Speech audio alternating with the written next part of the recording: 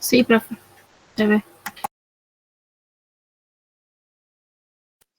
¿Va a grabar esta clase, Bueno, no, profe? porque mi compu no me lo muestra, pero bueno, si ustedes están viendo, yo ya comienzo para que no nos demoremos. Si llego a tener problemas, me cambio a otra compu que tengo acá al lado, que creo que va a andar mejor. Y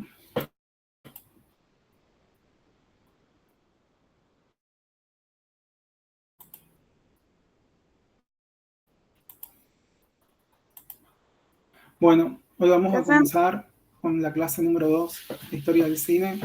Vamos a arrancar. Sí, quería preguntarle si va a grabar la ¿quién clase. habló? Disculpe que me interrumpa.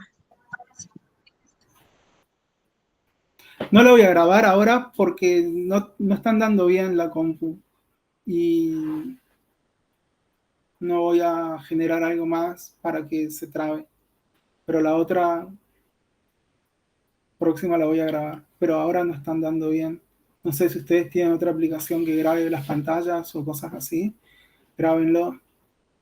Yo no estoy, ahora recién estoy viendo que les comparto la diapositiva, pero se retraba esta compu que tengo. Entonces no voy a generarle una actividad más que consuma algún recurso. No sé si tampoco consume mucho o poco, pero sí, ya, es más, no sé cuándo les tenga que compartir las películas, si lo voy a poder hacer o no, entonces no voy a grabar por eso. Bueno, empezamos con lo que tiene que ver con la escuela de Brighton. Es una escuela inglesa que surge luego de... Disculpen, voy a cerrar algunas ventanas para tratar de economizar recursos de esta compu también.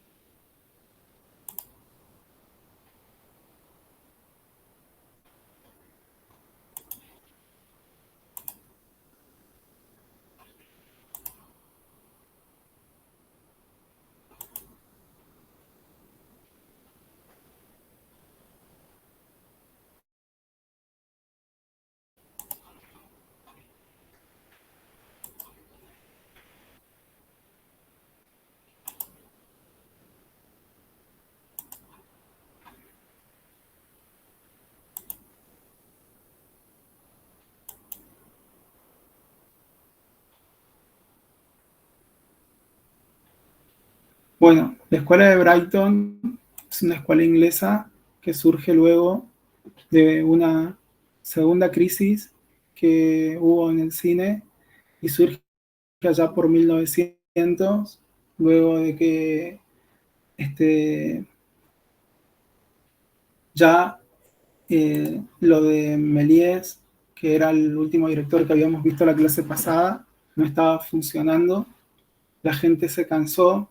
En un principio se había cansado con los hermanos Lumière de ir a la sala y de que solamente se registraran momentos de la vida cotidiana de formato documental. Y se plantearon, bueno, ¿para qué vamos a la sala a ver lo que vemos todos los días en la calle?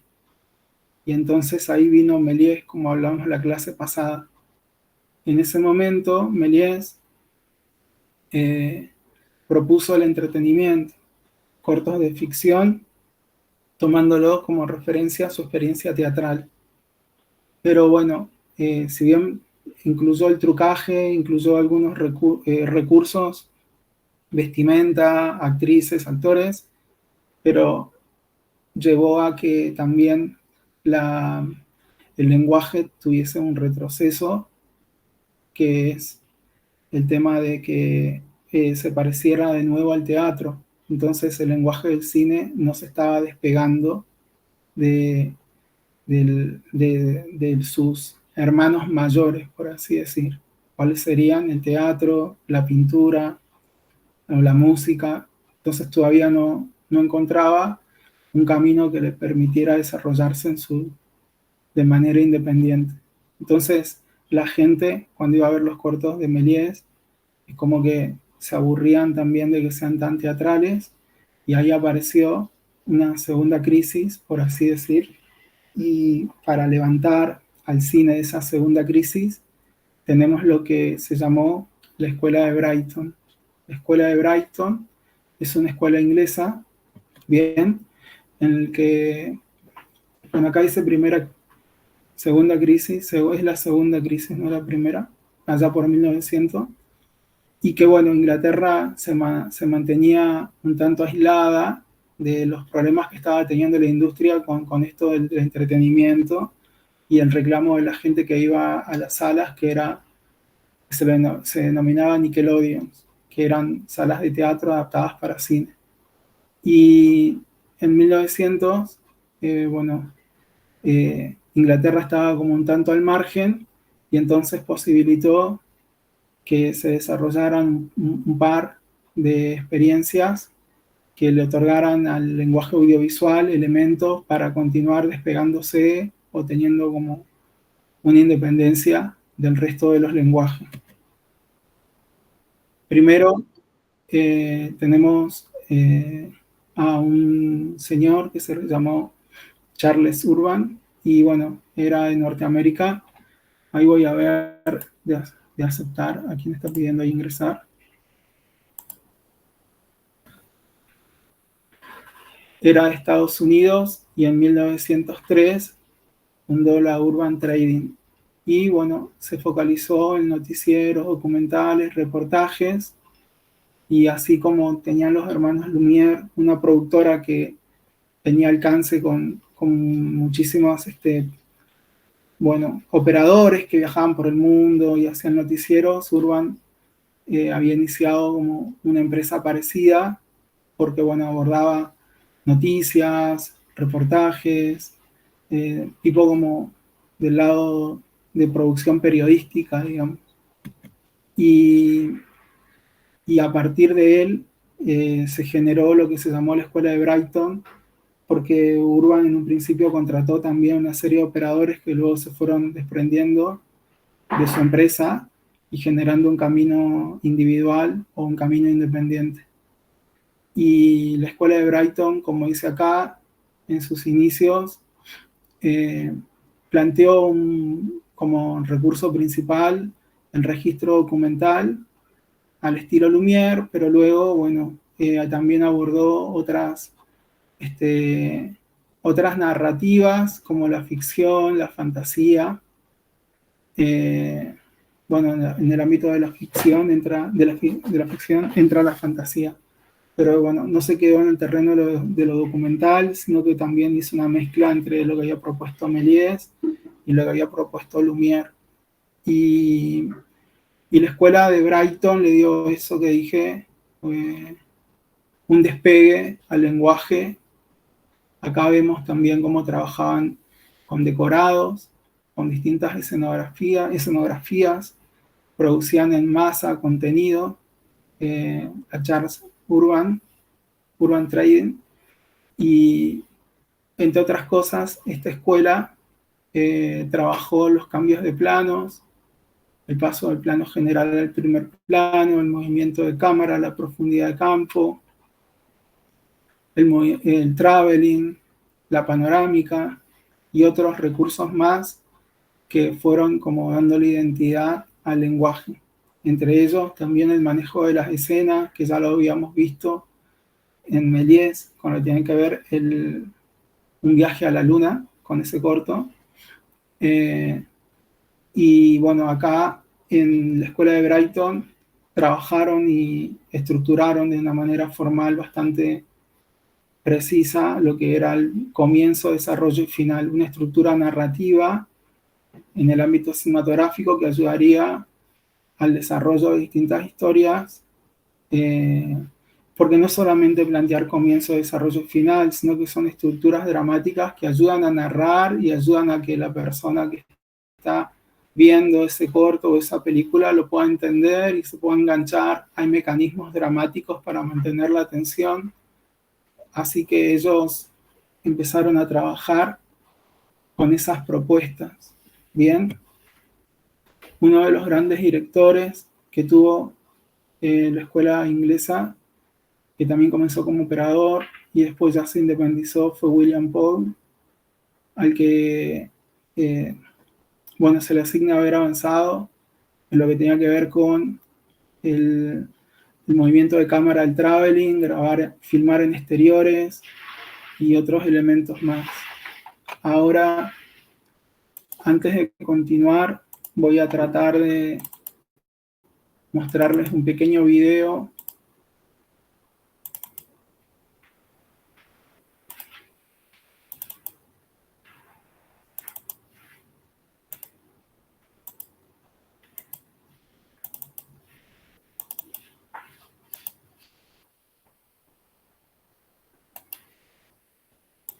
Voy a ver si lo puedo reproducir acá.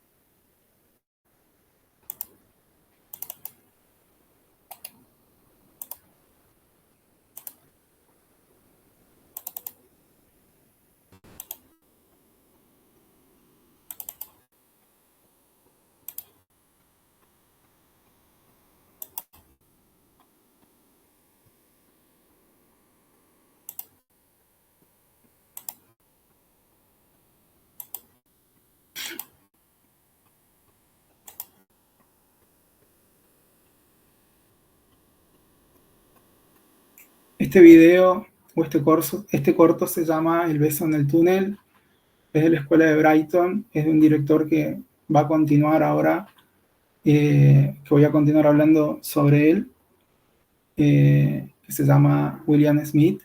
Y acá lo interesante de este corto es ver cómo la escuela de Brighton estructuraba ya sus audiovisuales con esto que acabo de mencionar, comienzo, desarrollo, desenlace. Y acá podemos ver cómo hay movimientos de cámara, por ejemplo, como el tren ingresa a un túnel. Por lo tanto, lo que habíamos hablado del traveling o lo que yo venía mencionando, que se le asignaba como precursores a la escuela de Brighton, acá se lo puede ver. Sacan la cámara de un lugar fijo, como la mantenía a veces Méliès, principalmente en la primera etapa, y acá la ponen a que empiece a andar en un tren. Y utilizan lo que sería una cámara subjetiva porque estamos viendo desde la mirada de un operador del tren, pero luego pasamos a ver cómo en uno de los vagones hay una situación en la que un hombre le da un beso a una mujer, y bueno, eso se vuelve también narrativo porque en una estructura bastante clara, porque hay, bueno, un comienzo que es el tren que va ingresando al túnel, en el túnel pasa algo y eso termina cuando el tren sale del túnel. O sea que la estructura dramática está bien marcado. Y acá nos interesa esto por el hecho de que el lenguaje audiovisual ya empieza a despegarse, como dije varias veces. Ahora lo voy a reproducir.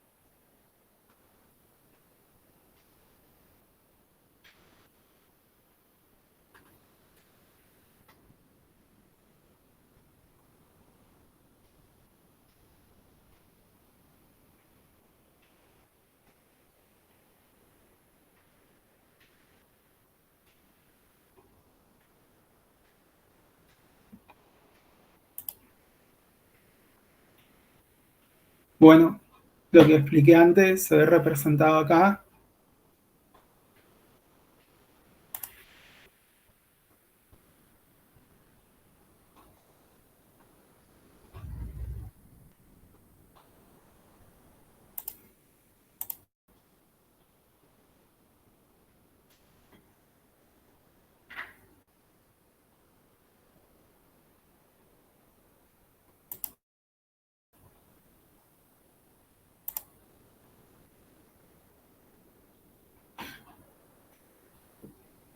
Después, bueno, yo pasé lo del beso, pero el beso pertenecía a este director que se llama James Williamson y faltaba desarrollar un poco más de William Paul, que ahora vamos a ver un corto también en el que ya hay un desarrollo dramático mucho mayor, en el que un conjunto de pescadores, bueno, va hacia el océano, cazan una ballena y después cuando la llevan de nuevo a la playa o al muelle donde la cortan y bueno, esas cosas que hacen para el consumo, hay actividades como juegos y cosas así. Y ya hay como una narración mucho más compleja, ya no se parece a lo de los hermanos Lumière, sino que de nuevo la escuela inglesa pone la cámara en distintos eh, soportes que le sirven como traveling para poder darle dinamismo y otras perspectivas a lo que tiene que ver el movimiento, ¿no?, de la cámara. Acá dice la diapositiva. Yo les dije la vez pasada, como que yo también uso estas diapositivas porque ya a esta hora de la semana uno llega medio cansado, así que si por ahí leo es porque, bueno, también uno llega medio cansado. Los films de William Paul se caracterizan por tener un éxito comercial y bueno, también trabajaba el trucaje, la sobreimpresión, que no lo vamos a ver ahora, esa parte no la vamos a ver, o cortos que presenten eso. Y bueno, y utilizaba un montaje narrativo. El montaje narrativo se le denomina esto, ¿no?, de la sucesión espacio-tiempo, en donde las acciones se desarrollan una al lado de la otra, pero de una manera ya más armónica, no tan tosca como en el teatro. Se suceden distintos escenarios para contar una acción, ya hay un nivel de complejidad mucho más grande. Todo esto que vimos en El beso, con este corto de William Paul, lo vamos a ver como mucho más desarrollado, bien, y que se parece ya a algo que vemos en la actualidad. Jane Williamson, a diferencia de William Paul, provenía de ser operador de los hermanos Lumière. Se destaca también por generar múltiples puntos de vista en el registro de las escenas, bien. Y hay reminiscencias en el cine a lo que tiene que ver con el cine de aventuras y de western. Su película más famosa fue el ataque a la misión en China, bien, pero bueno, esa no la vamos a ver. Ahora sí volvemos a ver un documental de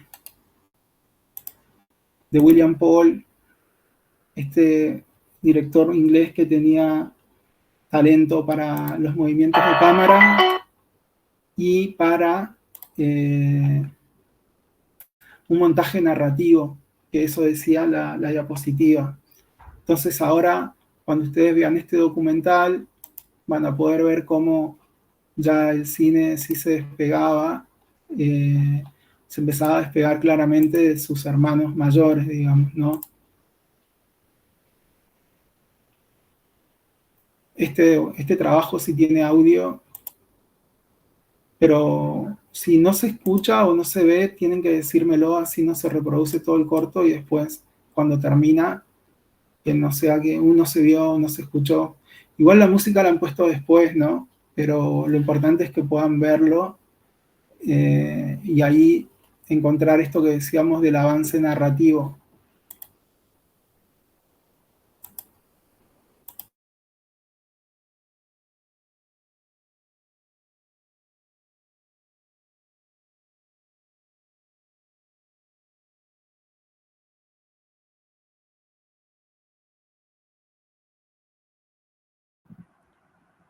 Profe, creo que no se escucha. No.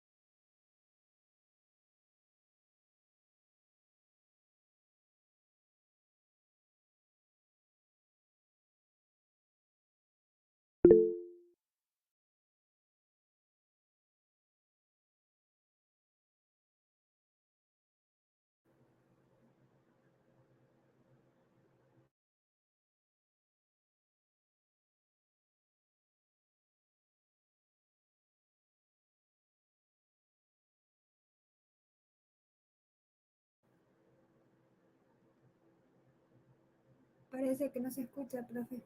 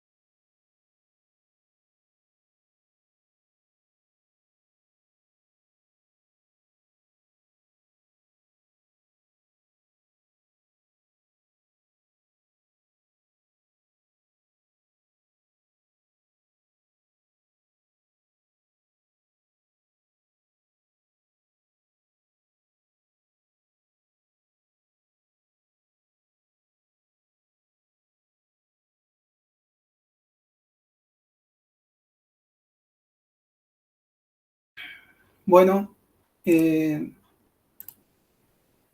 elementos encontraron que ustedes consideran eso que yo venía hablando, que ya se despega el cine de los hermanos?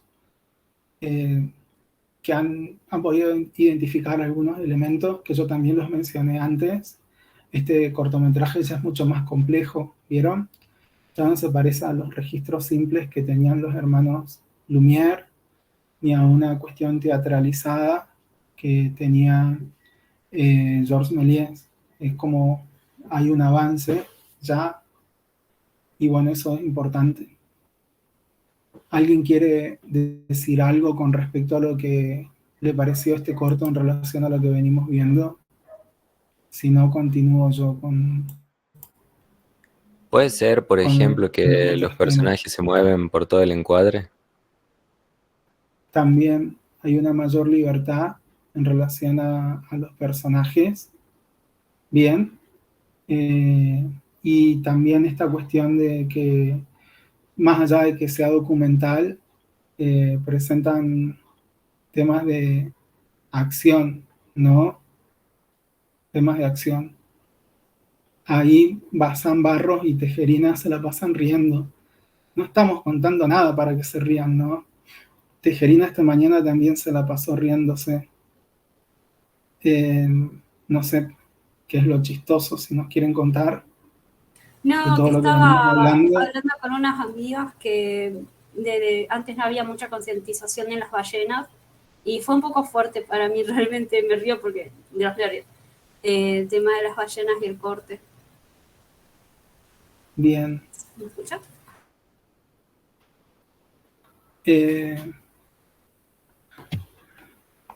Bueno, vamos a continuar.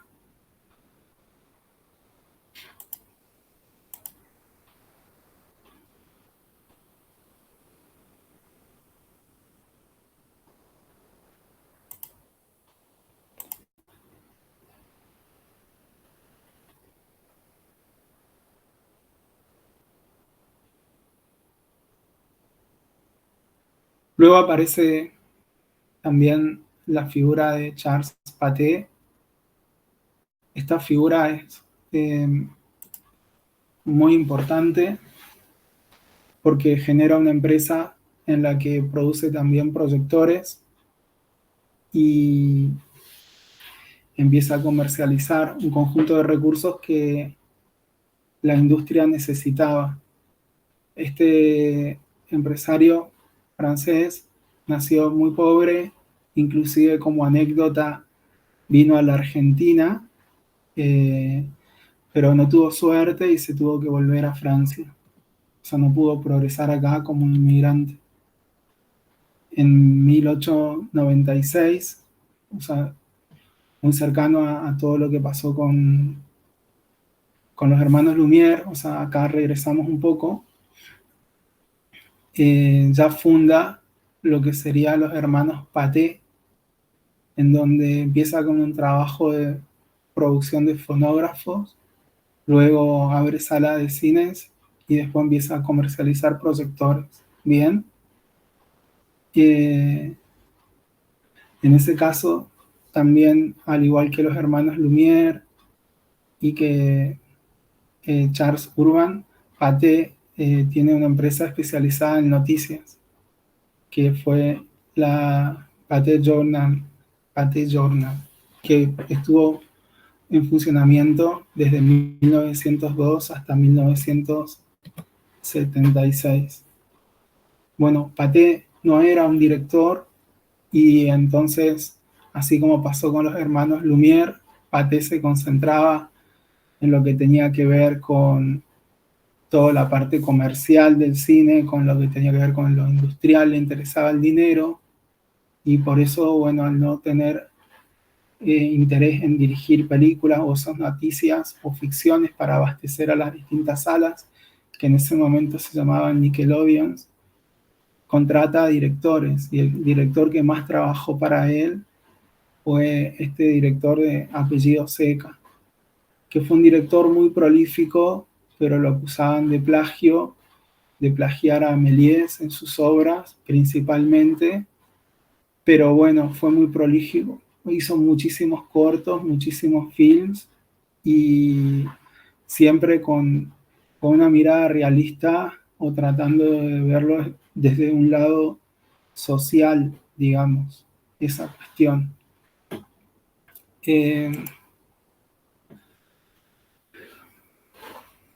Vamos a pasar. Como les comentaba, Pathé comenzó con el fonógrafo, pero de 1903 a 1909 llegó a un punto de monopolizar toda la industria en Francia, en Europa, al punto de que decidía a quién distribuir y a quién no distribuir esos noticieros o los cortos que hacía Seca. Y ahí llegó un momento en el que él generó lo que se llamó golpe de Estado, si mal no recuerdo, ahí está, golpe de Estado, que era no vender, generar mayor demanda a partir de no venderle cosas, films o proyectores o equipos a las distintas salas, y solamente le vendía estratégicamente a un par de países como África, Holanda, pero al resto no le vendía porque, bueno, África es un continente, pero porque trataba, debido a la gran demanda, trataba de jugar con eso para que, bueno, obtener más dinero después. O sea, decirle, necesitas muchos de mis films, bueno, entonces te voy a cobrar más caro. Y a eso en la historia del cine se le llamó golpe de Estado. El golpe de Estado lo inicia en 1907 y es que dejó de abastecer de películas, digamos. Y en 1914 llegó al punto de que era tanto el monopolio que la mayoría de las salas tenían proyectores de marca de Pathé. Bueno, no tenía competencia, lo único que por ahí competía era la empresa Kodak, pero el resto no. Bueno, los aportes que tuvo Pathé a partir de sus directores, especialmente Seca, fue que se generaron compañías de actores, nace el cine-teatro, como lo conocemos ahora, y demás. A partir de este conflicto del golpe de Estado que Pathé dejaba de vender, ahí, por otro lado, Gaumont, que fue otro empresario, empezó a vender él y a beneficiarse un poco de esa demanda que no estaba siendo abastecida por Pathé intencionalmente. Entonces, empezó a fabricar equipos, a generar cortos o películas de menor cantidad que las de Pathé, pero para abastecer a esa gente que necesitaba en ese momento seguir con su comercialización o con sus proyectos empresarios. Entonces ahí fue un momento ideal para que Léon Gaumont, como se llama, pudiera aparecer ofreciendo él sus producciones. Y para ofrecer sus producciones, esa diapositiva, a ver, ahí está, se me ha pasado una. Contrató él, también tampoco era un empresario, tampoco era un director, sino que contrató a una directora que se llamó Alice Guy Blaché, y esta directora empezó a producir muchos cortometrajes y fue la que abastecía, la directora de cabecera de Léon Gaumont, así como Seca era para Pathé, Alice Guy era para Gaumont, era el director o la directora estrella. Comenzó como asistente en distintos roles y como secretaria, hasta que pasó a ser directora. Y bueno, en ella se genera todo un contexto o se genera toda una cuestión, porque en la historia está considerada como la primera directora de cine que logra destacarse, entre otras cosas, por su manejo del lenguaje, el cambio de planos, la escenografía, las actuaciones, pero también los críticos de cine o los historiadores analizan cómo en ese contexto en el que ella surge, digamos, fue como por su rol de mujer, no tuvo el protagonismo que tenían los otros directores, entonces fue relegada. Y después con el tiempo, como sucede siempre, fue rescatada por los estudiosos, por los críticos, considerándola una mujer que hizo muchos aportes narrativos en cuanto a la dirección de actores, división de roles a la hora de filmar, pero a su vez también hay una mirada un tanto más crítica en el que dicen de que si bien hizo esos aportes, por otro lado, había otro peso en el que ella hacía también como algunos planteos teatrales que se vinculaban más con Méliès. Entonces en un punto avanzó en cuanto a la dirección de actores, usó planos medios,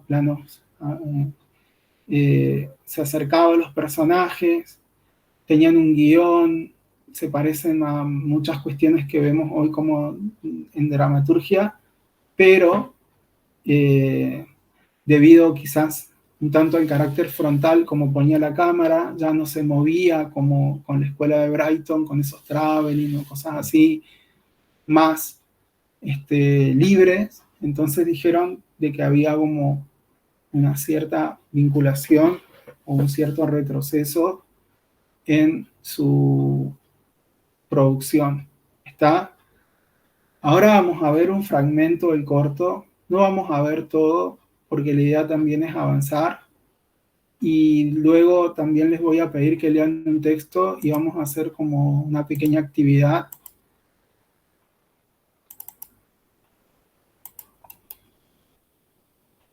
Entonces, ¿cuál es la importancia de esta directora?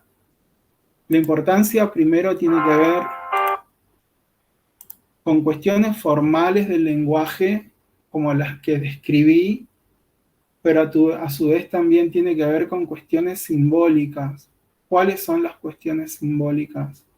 Que en ese contexto en el que ella estaba, en el que había muchos varones, ella logró producir en cantidad y cada vez mejor, que bueno, ahora se la toma como un símbolo de las cosas que le fueron pasando a las mujeres a lo largo de la historia, que por su condición de sexo, en el entorno de varones a veces no destacaban, o eran opacadas por ser mujeres. Y bueno, entonces se hace esa lectura. El año pasado se trabajaron 2 podcasts en relación al cine y la mujer, y esa fue la producción que se hizo el año pasado, porque se trató de abrir una discusión en relación a esto, también revisando lo que tiene que ver con las directoras mujeres argentinas, y ahí tomamos una directora que se llamó René Oro, y esa directora, bueno, también fue una de las pioneras del cine argentino, pero que si no hay, por ejemplo, gente que estudie, que busque rescatar esas obras y esas personas, se quedan en segundo plano, opacadas por directores varones, porque bueno, eso, ¿no? La historia en su lectura de los acontecimientos también tiene una mirada hegemónica, no solamente política o ideológica, sino también de género, diciendo de que las historias o la historia está construida mayoritariamente por varones, y bueno, eso también se pone en discusión en las lecturas de cuando revisamos nuestras historias, ¿no? Nuestras identidades. Así que Alice Guy tiene toda esa carga connotativa por representar un conjunto de derechos opacados quizás en esa época y que ahora son bandera para todo un grupo que reclama el reconocimiento de ciertas cosas ante miradas que por ahí son más, como dije, hegemónicas o unificadoras, digamos, ¿no? Así que principalmente eso, con ella. Y ahora vamos a ver la mitad de un corto. Lamentablemente, quizás el corto de que vimos recién lo tendría que haber parado a la mitad, porque si no, no vamos a llegar con todo el contenido. Pero bueno, a este corto sí lo vamos a detener y vamos a leer después un pequeño texto, no todo, pero un pequeño que nos ayude a reflexionar sobre esta discusión que abre esta directora en este punto de la historia en cuanto a lo que acabo de decir, a representar un conjunto de derechos que se vieron opacados, o es una figura que hoy en día adquiere actualidad por todo lo que le pasó y por las cosas que hoy, bueno, el colectivo de mujeres toma como uno de sus peleas, bien, un colectivo de un sector de las mujeres.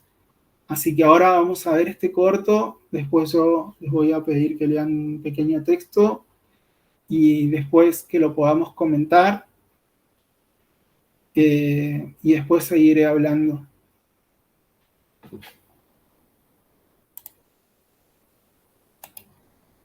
Este corto se llama Hojas que caen, es uno de sus cortos más famosos. Después lo van a tener ahí en el campus, o sea que ahí lo van a poder visionar de manera completa, pero ahora solamente una parte.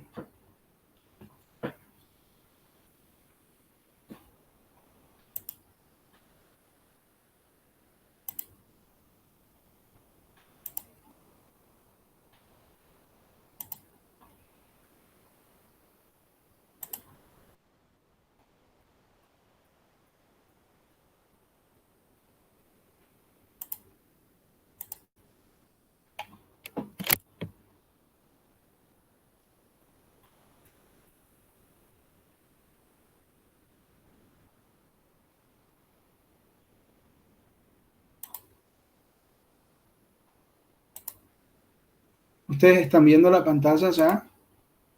Sí, creo profe. que sí. Sí, profe.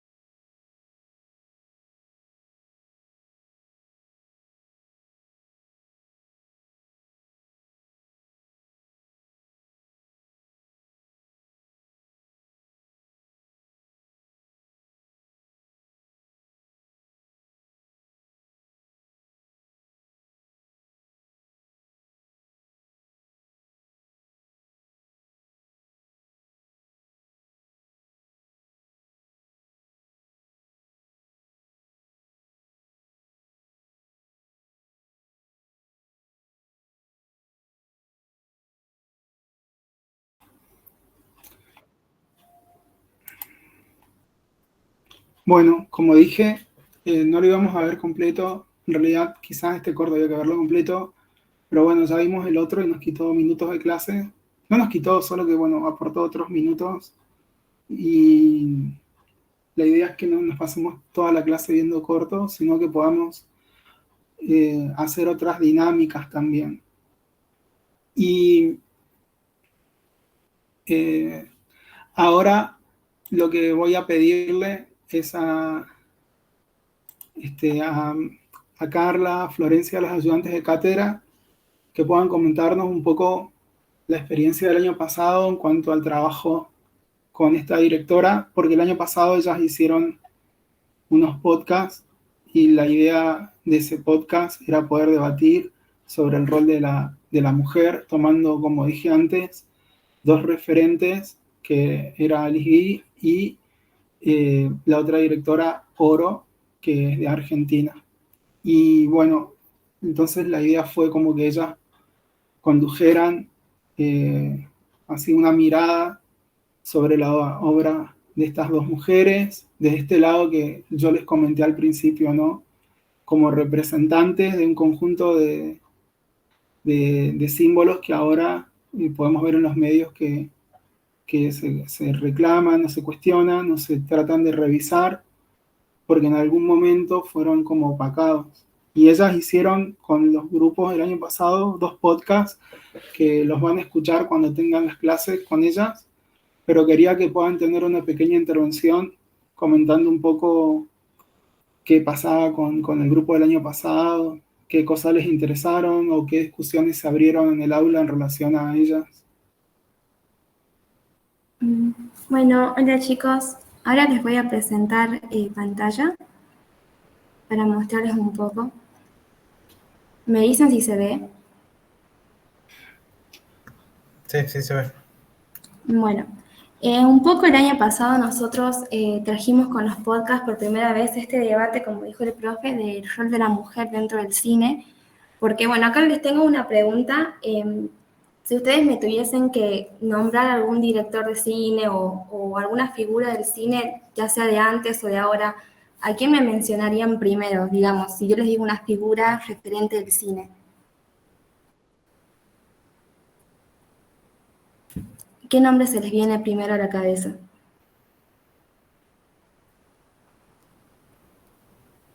Christopher Nolan. Uh-huh. Y si mencionamos a uno de la historia del cine, yéndonos mucho más para atrás. Puede ser Chaplin, por ejemplo. Ajá, bueno, yo cuando cursé también fue todo como una novedad encontrar encontrar nombres de mujeres dentro del cine porque personalmente no las conocía y es justamente porque no se les da la visibilidad que como dijo el profe, si uno no se pone a investigar o uno no cursa como esta materia que te menciona a estas mujeres, uno nunca va a saber. Porque sí, lo primero que se nos viene a la cabeza puede ser Chaplin, los hermanos Lumière, como estas figuras que dicen que hicieron el cine, pero también hay más detrás y aparecen estas mujeres, como Alice Guy, que bueno, revolucionó también un poco el cine. Ella fue la primera directora en la historia del cine, tuvo su propia productora, ella también abordó las primeras cuestiones narrativas, el guión, pero esto nunca se dio a la luz y también como que quedaba a segundo plano. Como dijo el profe, a mí personalmente, a mi comisión le tocó hablar de Alice Guy. Nosotros hicimos un podcast, los chicos de mi comisión hablaron un poco de ella, debatieron, nosotros tuvimos como estos locutores que hacían como este debate, que bueno, lo vamos a escuchar muy poquito porque esto lo vamos a ver más a profundidad en las clases que vamos a tener con Carla, pero bueno, quería hacerles escuchar un poco lo que fue hablar de Alice en nuestro podcast. ¿Me dicen si se escucha cuando lo reproduzca?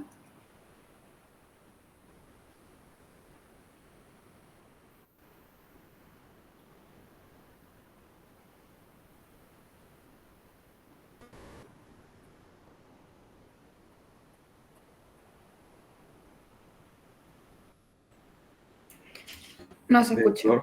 Creo que tendrías que reproducirlo desde la misma pestaña del Google. ¿No se escucha? No. No se escucha. La verdad, no sé cómo podría ser. Creo que tenés que tomar directamente de Google. O sea, compartir desde Google y no todas las pestañas. A ver, ahí me fijo.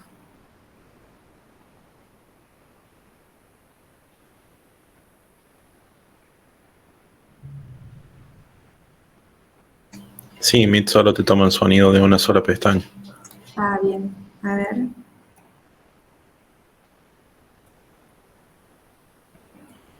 Veamos.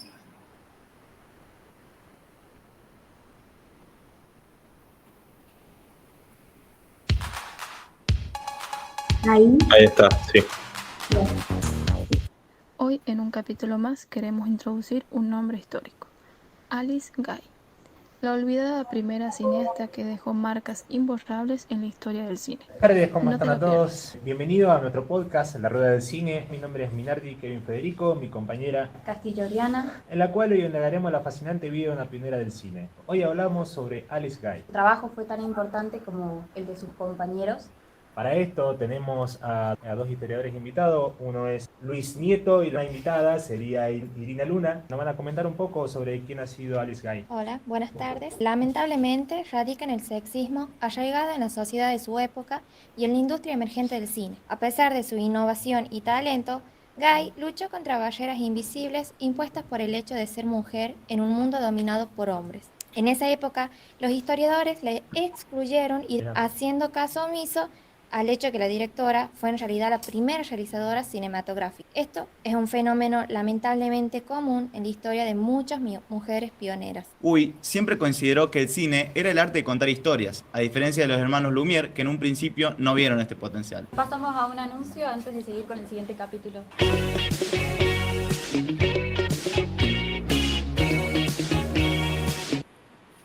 ¿Todavía sigues ahí? Alice Guy es una cineasta que deja mucho que decir. Gracias por escucharnos en cada nuevo episodio. Volvemos con dos invitados nuevos. Bueno, nosotros, esto es un poco porque después lo vamos a ver a más profundidad en nuestras clases particulares, pero bueno, nosotros hicimos justamente este debate de lo que es el rol de la mujer, de estos nombres que uno no conoce si no se pone a investigar o si no estamos estudiando materias relacionadas a la historia del cine. También vimos a otra directora, que acá ya les voy a mostrar, de nuevo, a ver.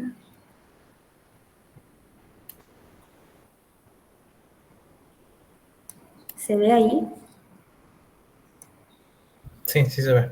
Bueno, a René Oro, que esto lo trabajó en la comisión de Carla, que esta es una directora argentina que también es muy interesante, que como dije nuevamente, uno si no está indagando no aparecen estos nombres que también son muy importantes y que gracias a ellas también el cine hoy en día es lo que es. Y un poco trayéndolo acá a la actualidad sigue pasando, que acá hay algunas figuras femeninas dentro del mundo del cine que son muy importantes.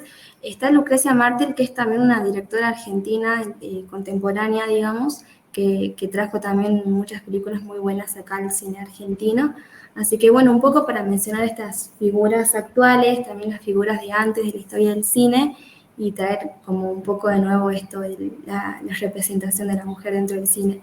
No sé qué tienen por opinar, si podemos hacer también como un pequeño debate, si conocían ustedes personalmente tanto a estas, bueno, no tanto a estas figuras actuales o a las que mencionamos como René Oro, aparece Luis Weber también, y bueno, Alice particularmente, que hablamos de ella ahora.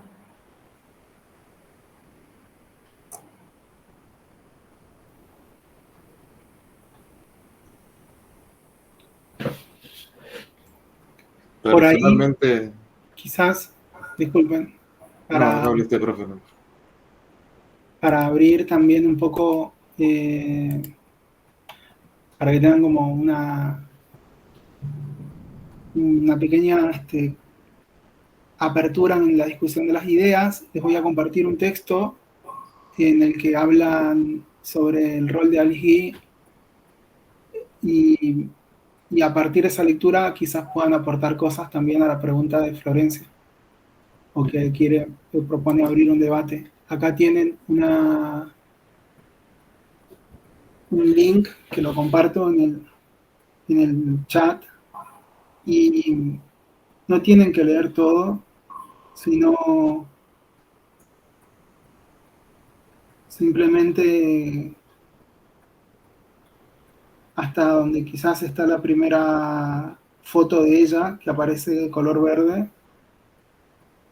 No sé, empieza diciendo este texto: si juzgamos por lo que la historia nos ha contado, salvo honrosas excepciones, en el principio del cine no existía la mujer o se encontraba incorporada a trabajos que podían considerarse menores porque nunca estaban directamente relacionados con la cámara, excepción hecha de este puñado de grandes actrices que daban vida a las películas femeninas, a los personajes femeninos de las películas. Perdón. Nada más falso. Es cierto que una buena parte de mujeres se encontraban trabajando para los decorados, vestuarios, montaje, etc. Pero también es cierto que muchas de ellas copiaban guiones e incluso eran ellas las que elaboraban esos guiones. Es la manía histórica de marginar a la mujer y arrinconar sus valores las que nos ha llevado a una creencia tan mentirosa, tan falsa y tan injusta. Vale de acuerdo, no diré nada acerca de la grave responsabilidad que históricamente ha tenido en esto la religión. No lo digo, solo lo pienso. En un principio, el cine era arte. Guionistas y directores o directoras se preocupaban más de qué historia querían contar y cómo, que de un envoltorio de efectos espectaculares. Eran historias fácilmente comprensibles y con un cuidado lenguaje de la imagen. Sus argumentos han afectado a muchas generaciones de personas que no tenían otro pasatiempo y que digerían sus contenidos, sus imágenes, sus ideas. En todo esto, el papel de la mujer ha sido significativo. Es llamativo el caso de la parisina Alice Guy o Guy Blaché, que a lo largo de su vida produjo, dirigió o colaboró en más de 1000 películas, que comenzó en el año 1894 trabajando al lado de Leon Gaumont y participó en los primeros tiempos del cinematógrafo, asistiendo a la exposición que hizo de su invento Louis Lumière, una auténtica pionera. Bueno, básicamente este texto trata de colaborar en lo que dijo también Florencia, el hecho de estar relegando a la mujer a roles menores o que se creen roles menores y que, bueno, que la historia a partir de esa mirada centralizada o tratando de ser hegemónica, al rol de la mujer siempre lo puso en segundo plano. Bueno, ahora volviendo a lo que habría la discusión, Florencia, ¿qué opinan ustedes? Ahí Beatriz ha levantado la mano. Hola, profe. Buenas tardes. Bueno, para mí es un tema interesante porque mi grupo en segundo año, en el debate de expresión oral y escrita, nosotros elegimos este tema libre y teníamos que elegir un tema y elegimos este tema, la mujer en el cine. Y nos parece muy interesante cómo se trata en el ámbito del cine a la mujer. Como lo dijo usted, la mujer en el cine no era guionista ni directora, sino que era vestuarista, maquillista y todo lo que tiene que ver con escena. Y nosotros pudimos contactar a una directora, rosarina, de acá de la Argentina, que se llama María Langui. Nosotros le hicimos una pequeña entrevista, cómo ella había empezado, cómo ella transitó su carrera. Ella hoy en día tiene como una especie de estudio ya a escritores, guionistas, que recién están comenzando. Bueno, nosotros tuvimos la suerte de escribirle por Instagram y ella contaron su experiencia. Bien, bueno, re interesante lo que cuenta y que lo pueda vincular con, con el trabajo que hicieron en segundo año en la materia que mencionó. Porque aprender se trata de eso, ¿no?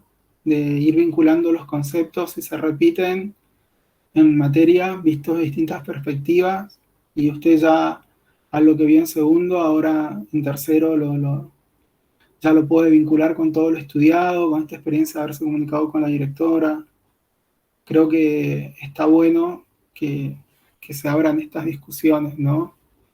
Básicamente para entender que los problemas que a veces nos atraviesan como sociedad se dan en todos los ámbitos, ¿no? Hace poco tuvimos el 8M, el Día de la Mujer, y bueno, justamente estamos ahora viendo cómo también en el cine hay derechos por continuar peleando, ¿no? Que todavía están pendientes. No sé, Florencia, Carla, ¿quieren decir algo también en relación a lo que comentó la compañera Beatriz? No, que me parece muy interesante. Sí recuerdo que la profe te hacía hacer ese tipo de debates y es muy interesante, la verdad. Qué bueno que se pudo contactar también con una directora de acá de Argentina, sobre todo, que también acá en Argentina es otra cuestión aparte, eso. Está muy bueno, me gusta. Bueno, ¿alguien más quiere comentar algo sobre esto que tratamos de abrir un espacio para discutir? Si no, seguimos con el desarrollo de los temas. El año pasado, como no todo lo que estamos hablando ahora, nos detuvimos bastante en este punto. Llegamos a hacer podcast, o sea, las chicas llegaron a coordinar podcast. Ahora nos vamos a detener, pero bueno, mucho esto que estamos haciendo ahora y ahí ya continuamos con otras cosas. ¿Alguien más quiere comentar? Si no, continúo.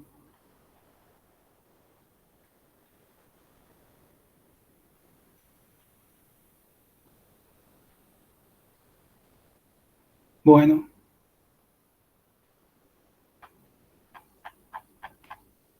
A ver.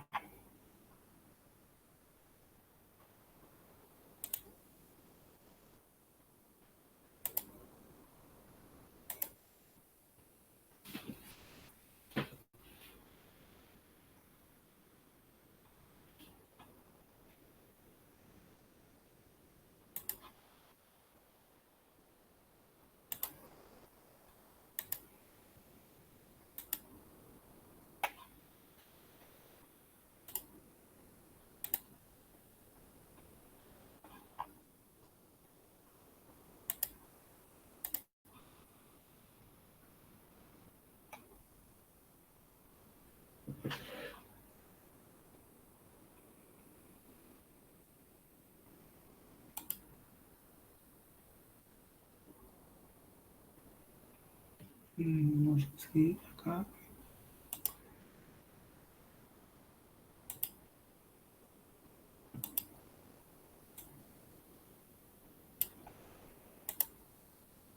Bueno, saliendo de este periodo de 1900 a 1910, el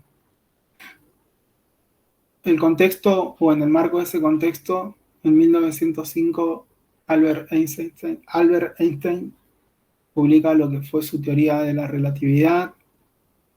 En 1908 salió al mercado el Ford-T, que no es menor porque la empresa Ford es uno de los símbolos del capitalismo y que el cine tiene mucho que ver con eso, porque así como se producen autos, el cine, si bien se filma una película, pero después se reproducen copias un montón y eso se comercializa como un auto, por lo tanto está mencionado por eso, por el contexto de la concepción de lo que es el comercio, de un producto o de un objeto. Después tenemos un poco más adelante, en 1914, la Primera Guerra Mundial. Y vamos a pasar acá, en 1908, en otra filmografía mucho más alejado de Europa, el cine japonés se resistía a incorporar los recursos, estos dramáticos que tenía el cine europeo o norteamericano, que cada vez se aproximaban más a la vida cotidiana, con personajes que hacían acciones específicas. Había tramas, como vimos con el corto de recién, alguien que se enferma, algo que trataba de ir asemejándose como un mecanismo de enganche hacia el espectador, asemejándose a la vida cotidiana, que nos podamos mimetizar con eso que sucedía ahí, que podamos sentir lo mismo y bueno, y eso. En contraste con eso, el cine japonés rechazaba esa influencia del cine europeo y trataba de ir un poco a sus raíces, y para hacer cine no dejaba de lado teatros, formas de hacer teatro muy tradicionales, como por ejemplo el kabuki y el shinpa. Entonces sus actores, sus actrices, que eran principalmente actores que también salían vestidos de mujer o maquillados, por eso era la combinación entre estos dos teatros, no iban a una representación real de los personajes, sino que eran representaciones simbólicas en base a los códigos que tenían estas dos formas de hacer teatro, en vestimenta, en peinado, en maquillaje. Por lo tanto, no se veían como nos vemos nosotros ahora o como vimos ese corto de recién, en donde si bien estaban vestidos de traje, pero era ropa que familiarizamos nosotros. Bien. En cambio, el cine japonés rechazaba eso, todavía no quería tener esas influencias, sino que buscaba rescatar sus raíces o su identidad. Y bueno, entonces para contar sus cortos usaba esos dos recursos. También usaba planos generales, y como dice ahí, los hombres interpretaban a las mujeres todavía, no se trabajaba con mujeres. Y existía la figura de lo que se denomina Benshi. El Benshi era un personaje que existió también en el cine norteamericano, que era la persona, o el cine europeo y norteamericano, que era la persona que iba comentando una película, pero eso después se dejó de lado porque era como que, por así decir, interfería en la narración, desconcentraba, pero en el cine japonés eso estaba totalmente aceptado y era lo que se llamaba Benshi, y era un personaje que estaba al lado de la pantalla que iba haciendo comentarios de lo que sucedía. Y era como un relato fuera de campo de eso. Y acá podemos ver una imagen del teatro kabuki japonés, en donde están pintados todos de blanco, la cara, sus peinados, sus vestimentas tradicionales. Y acá el teatro Shinpa, o la vestimenta de la gente Shinpa, la cultura Shinpa. Y acá aparece una mujer Benshi y al lado una pantalla de cine, porque eso no se dejó de lado hasta muchos años después. O sea, los japoneses trataban como de tener estas tradiciones. Vamos a ver un pequeño fragmento de esto del cine japonés, para que vean cómo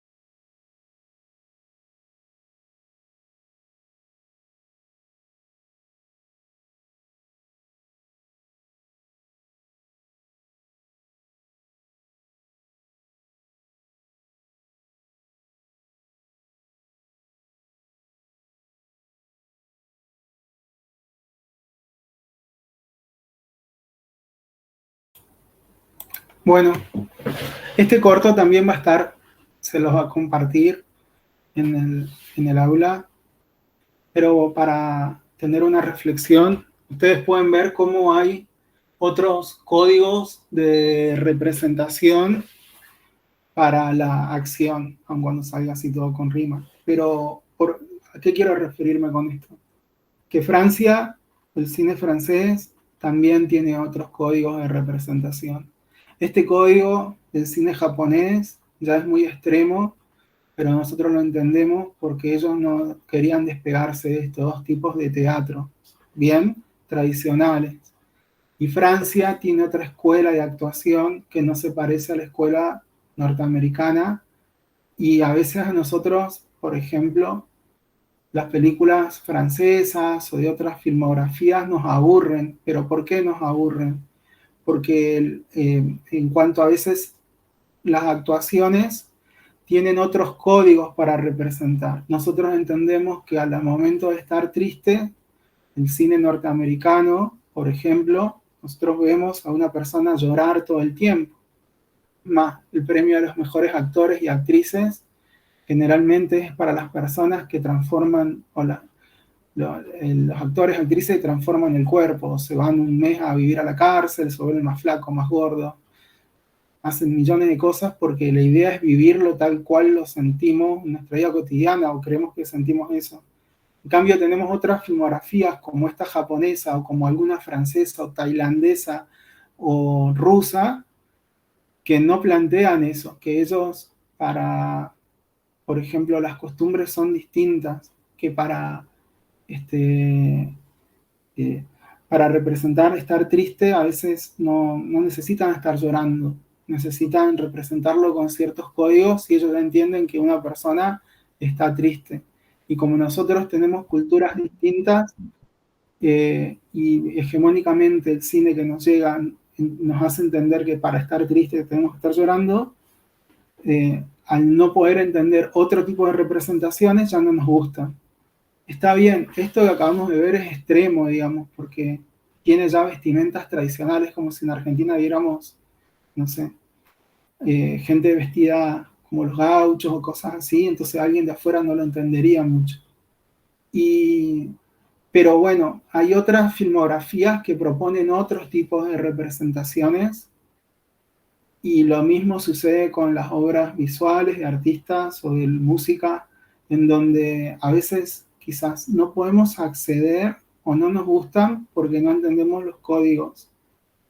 Pero bueno, el abanico de representación en cualquier medio, visual, audiovisual, sonoro, es muy amplio. Y eso, es muy amplio. Así que bueno, quería reflexionar sobre esa parte en cuanto a cosas que a veces nos parecen un poco aburridas por eso, pero tienen que ver con cuestiones culturales de cada uno, ¿no? Ahora Florencia y Carla van a tomar asistencia, así que bueno, vamos a generar un tiempo para eso. Y ya terminamos. Cuando termine la clase, la idea es que se queden quienes no estén matriculados, matriculadas. También le vamos a pedir, o le voy a pedir a Florencia y a Carla que se queden para que también estén controlando el tema de las planillas, los colores y esas cosas, para que después no haya confusión. Y de esa manera tratamos de matricularlos ahora, digamos, y que ustedes vean si es que nos surgen problemas y vean después de resolverlo, ¿no? Hoy hicimos eso con aplicaciones y se pudieron matricular muchos, la mayoría, creo que han quedado 2 sin matricular todavía, pero el resto se matriculó. Bueno, habíamos visto antes un concepto de golpe de Estado, y después tenemos otro concepto que es el de guerra de patente. Resulta de que Edison peleaba para que le puedan adjudicar a él el invento del cine, pero no se lo daban por lo que habíamos comentado en un principio, de que las proyecciones tenían que ser masivas y hacerse como en un espacio, así bueno, como la sala que venimos viendo, que son los mecanismos del cine. Entonces él no logra que le den la matrícula del invento del cine, pero sí logra patentar las perforaciones o los agujeros de las cintas de cine que iban al costado y que se ajustaba la cinta a cada carrete. Y eso le permitió a él, junto con otras productoras, conformar la MPPC, que sería la Motion Picture Patent Company, y de esa manera generar lo que también se llamó en ese momento el trust, que era una manera de monopolizar la producción, la distribución de films, que todo le tenían que pagar a ellos, y ellos decidían a su vez quiénes podían exhibir y quiénes no podían exhibir. Y casualmente también perseguían a un grupo de productores y de jóvenes realizadores que eran judíos, que terminaron, no les dejaban a ellos hacer películas, por lo tanto ellos terminaron escondiéndose con sus productoras en un suburbio que casualmente se llamaba Hollywood. Y es así que estos jóvenes productores judíos de cine que no podían hacer películas porque la MPPC los tenía controlados, no podían producir, no podían comercializar, todo le tenían que pagar a ellos, y a su vez ellos no querían que esos jóvenes productores hicieran cosas, querían tener todo bajo control. Entonces no les permitían, y ellos arriesgando su vida, porque a su vez Edison era medio violento y cosas así, no tenía mecanismos muy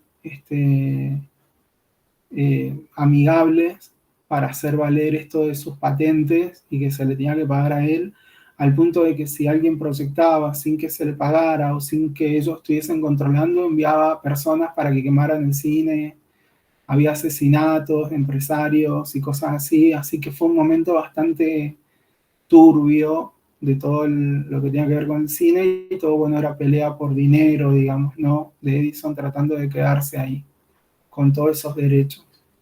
Así que, bueno, en esa etapa tenemos lo que se denominó el trust y el antitrust.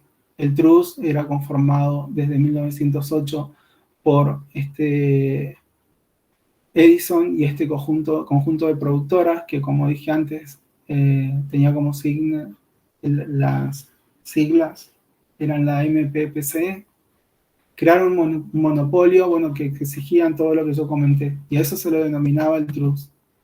Y la gente que no podía hacer cosas, como los hermanos Warner, Fox, u otras cosas, que eran perseguidos para que no sean una competencia, y que si llegaban a descubrirlos, corría riesgo la vida de ellos.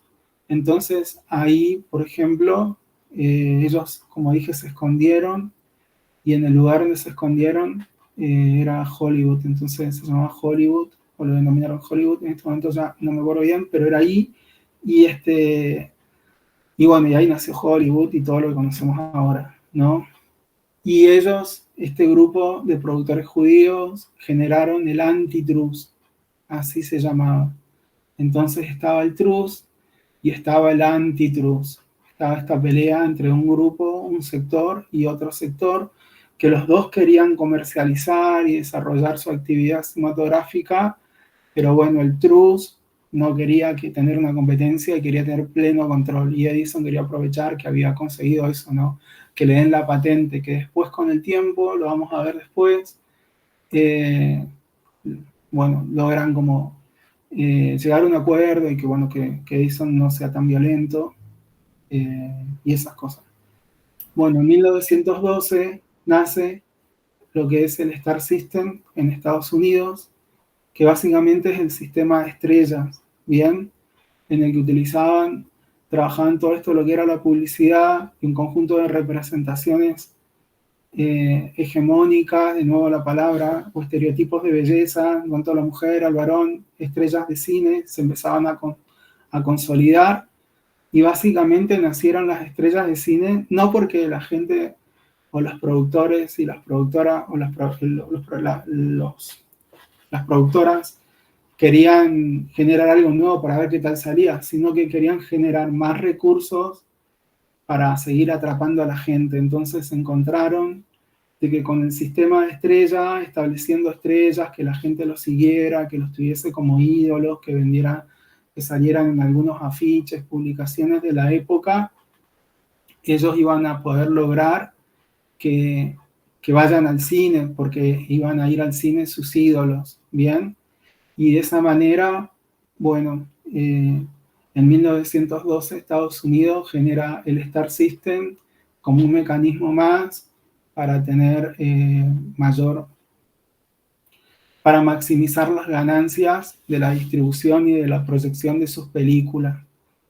Y eso también implicó, entre otras cosas, que se hicieran más primeros planos, que las actrices y los actores eligieran con qué directores de fotografía querían trabajar, porque eran los que les hacían mejor una toma o la iluminación. Entre otras cosas, también en este periodo nace este tipo de iluminación de destello que se da acá detrás de la cabeza para darle un toque angelical a las actrices y a los actores. Entonces ahí podemos ver en la foto también cómo tiene un halo de luz acá atrás, en lo que denominaríamos coronilla, ¿bien? Pero bueno, eso nace ahí para darle como una cosa, decir que es distinto al resto, tienen una iluminación, un brillo especial. Entonces eso nació con la foto en el año 1912. Se profundizan las narraciones psicológicas, nacen nuevos géneros cinematográficos y también como anécdotas. Hubo muchos casos de adicciones, porque a su vez, como se conoce, en esos ambientes hay mucho alcohol, mucho consumo de droga, y también el Star System, como anecdótico, trajo esos conflictos a sus estrellas, ¿no? Que tenían muchos casos de gente adicta, ¿no? Porque bueno, ya todo esto que se ve hoy, ya en esa época se empezaba a representar. Y bueno, también... Disculpa, ¿a qué se refiere con narración psicológica? En el que se empezaban a profundizar los sentimientos, o sea, era mayor caracterización de los personajes en cuanto a conflictos de amor o de distintas cuestiones que hicieran un desarrollo más complejo en la caracterización del personaje. Eso es lo psicológico. Por ejemplo, en el corto de Alice Guy, era una persona que estaba enferma y un médico. Y acá tenemos a personas que cada vez son más reales, con contradicciones, con gente que amaba, con gente que odiaba, con gente que era engañada. Y todo eso se empezaba a poner como a flor de piel y a nacer un poco este conjunto de representación de actuaciones que iban casi más a lo real. ¿Bien? A eso es a lo psicológico. Narraciones más psicológicas en cuanto a la caracterización de los personajes, que eran cada vez más próximos a lo que conocemos hoy, o a las personas. Ya se separaban completamente de esa representación estructurada de Méliès, que era una chica que saludaba al público, hacía una acción y se iba. Ahora ya eran personajes que vivían delante de la pantalla, que tenían contradicciones, que amaban, que odiaban, que lloraban, que eran engañados, que esto, que lo otro. Y eso también tenía que ver con cuestiones que le atraía al público y que el cine yankee iba como desarrollando. A eso me refería. Y bueno, acá después tenemos por otro lado, en 1907, en otra geografía, tenemos al cine alemán, que su productora más famosa fue Nordis en aquella época, y que tuvo a su fundador, Ole Olsen, como uno de sus directores estrellas, a su vez el fundador, y que su primer corto se llamó La Casa del León, extrañamente, por ejemplo, estas geografías de su cultura no es extraño porque es cultural, así como vimos el teatro de Japón. Estas geografías tienen como prácticas matar ballenas, matar osos y cosas así. Y acá forma parte de su cultura salir porque viven cerca del mar, ahí pegados al mar, son pequeñas islas y entonces están todo el tiempo, esa es su alimentación también principal. Voy a contar algo a esta altura anecdótico. Bueno, yo una vez estaba escuchando un podcast no sé si tiene que ver con esto, pero lo voy a contar, que es sobre gente que hace montaña y que había ido ahí a Noruega, una de las países, o Noruega o Finlandia, uno de esos países, estaba en una isla y la gente andaba toda, dice, en el pueblo, iban a ir a subir ahí unos hielos, unas montañas así, o unos glaciares, no sé qué, esta gente de esa montaña. Entonces contaban de que todos estaban en el pueblo con revólver porque no sabían en qué momento te iba a aparecer un oso y te podía matar. Entonces todos andaban así. Y ese podcast no lo escuché, o sea, no, es reciente, tampoco es. O sea, que la gente vive así en esas partes del mundo, digamos, bueno, en esas pequeñas comunidades, bien como aislados.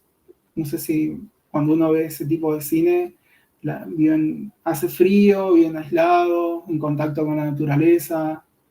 Y bueno, en Noruega hay muchos osos también y cosas así. Y acá el tema de la Casa del León era un corto en el que realmente esta gente, este director mató de verdad a un león. Se lo llevaron al set, filmaron todo en un set. El león era real, pero el león resulta que se escapaba en una playa y todo el set que habían armado era como toda la palmera decorado, el león real, y lo mataron de manera real. Entonces, eso era como una cuestión anecdótica también que cuenta esa cultura de los países nórdicos. Y otra cosa también que quizás no es tan extrema, así como que anden todos con pistola, en esto que acabo de contar del podcast que yo había escuchado, es que también hace un par de años salió como noticia que se difundió en todos lados, que, bueno, creo que en un zoológico de Dinamarca tenían 5 jirafas, entonces, pero eran familiares las jirafas, entonces el zoológico no quería que se reproduzcan entre ellos, porque era la madre, el hijo, y bueno, toda una cuestión ahí familiar de las jirafas. Entonces zoológicos del mundo le pedían las jirafas para que, para llevarlo a otros lados, entonces que tengan sus jirafas, otro zoológico, entonces se solucionó el problema. Y dijeron que no las iban a dar, y la mataron a la jirafa, la descuartizaron y llevaron a chicos de la primaria y les enseñaban biología, las partes del cuerpo de una jirafa con los pedazos de la jirafa que la habían descuartizado. Eso salía en las noticias más si lo buscan. O sea, la cultura es así, esa cultura de esos países. Entonces los chicos, había fotos de los chicos nenitos en el zoológico y los biólogos enseñándole la rótula de una jirafa con la pata de la jirafa que habían muerto porque no querían que se reproduzca. O sea, no se la dieron a otro país o a otro zoológico de otro lado. Se la mataron. Entonces eso, lo que cuento es como que no es a manera de dato curioso o cosas así, sino que tiene que ver, todo se vincula y se encadena con esto de también el primer corto, ¿no? Que mataron un león real, no anduvieron con vuelta. No es que lo simularon, lo mataron, porque bueno, es parte de eso. Después tenemos otro director, también famoso, un director danés, que es Holger Madsen, y también trabajó para la productora Nordisk, que mencioné hace rato. Bueno, hizo muchas películas. Y también aparece en el cine nórdico la figura de una mujer que se denominó la mujer vamp. Y la mujer vamp es una mujer que aparece en las películas o en los cortos de esa época como una mujer muy atractiva, pero a su vez era una mezcla, se llama la mujer vamp, o le denominaron los estudiosos como mujer vamp, porque era una mezcla de mujer súper seductora, pero a su vez que tenía todo un costado oscuro que podía, no sé, llevar a la perdición a los hombres que se enamoraban de esas mujeres. Entonces eran como una mezcla rara, porque tampoco eran una mujer inocente, sino que eran mujeres con mucha personalidad y que tenían posesión así o dominio sobre algunas cuestiones de los personajes que le gustaban o que se sentían atraídos por ella. Y bueno, entonces eso se llamó la mujer vamp en la historia del cine. Y bueno, yo suelo mostrar un ejemplo de una película que se llama Casino, de Scorsese, en donde la mujer de Robert De Niro, que ahora no me sale el nombre, bueno, es una rubia, Sharon Stone, creo que es, logra seducir al socio de Robert De Niro y sabiendo de que el socio, que no puede hacer nada porque esa mujer justamente es seductora, todo, pero si llega a tratar de seducirla, a darle un beso, está condenada a muerte. Porque Robert De Niro en su personaje de mafioso lo iba a hacer desaparecer. Y bueno, no estoy contando el final de la película, esto pasa en el medio. Y el hombre no se puede contener. Entonces cede ante los encantos de esta mujer vamp más moderna que Sharon Stone en esa película Casino. Que no lo vamos a mostrar ahora porque entre otras cosas la idea es como avanzar y esos fragmentos van a quedar en el aula, en el campus, para que lo controlen, para que lo revisen ustedes. Pero bueno, es un personaje, esta caracterización de la mujer, que es más complejo. Entonces, cuando me preguntaba recién el compañero, ¿a qué aparece esta cuestión de psicológico? Y tiene que ver con estas cosas, ¿no? Que ya los personajes entran en niveles de complejidad para la época que los hace muy ricos en cuanto a su estructura narrativa y a lo que pueden ir desencadenando en la película. Bien. Bueno, esta es un montaje en el que está una mujer por encima de un hombre y el hombre es un esqueleto. Y una de las mujeres van, o sea, la mujer lo condena a la muerte con su seducción, ¿no? Es como la antigua sirena, es ese mito de la sirena que los marinos se tienen que tapar los oídos, que tienen que hacer un montón de cosas para no escucharlas, porque si escuchan el ruido de la sirena y les parece, y eso los atrapa, pueden llegar a que el barco choque con rocas o cosas, o saben que es la perdición, que es muy seductor ese ruido o el canto de la sirena. Esa es la mitología, ¿no? Obviamente no existen las sirenas, pero la mitología dice que si los marinos se dejan llevar por eso o se tiran al mar a buscarlas, mueren.